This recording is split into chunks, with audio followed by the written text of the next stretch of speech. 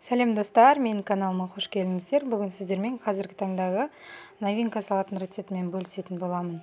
Ең алдымен осындай чечил қажет болады бізге. Осылай тура видеодағыдай етіп, жұқа етіп ажыратып алатын боламыз.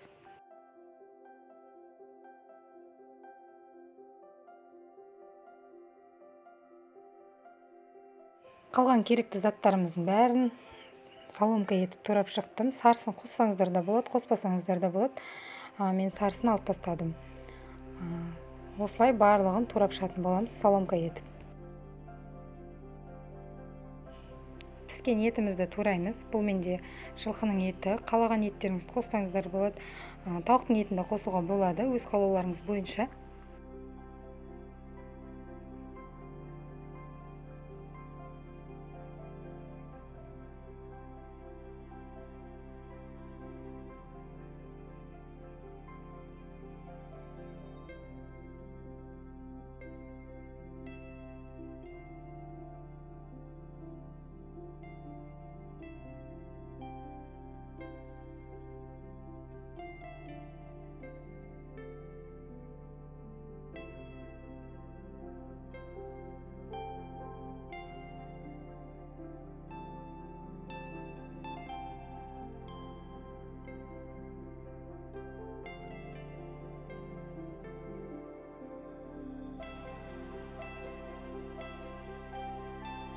Сырдың тура ортасындағы бөлінген бөлігін ғана қостым, яғни 100 грамм болып есептеледі.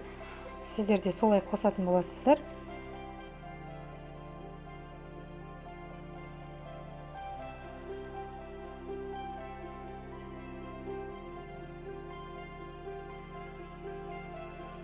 Барлығын салып турап болдық. Енді майонезімізді қосып араластырып алатын боламыз салатымызды.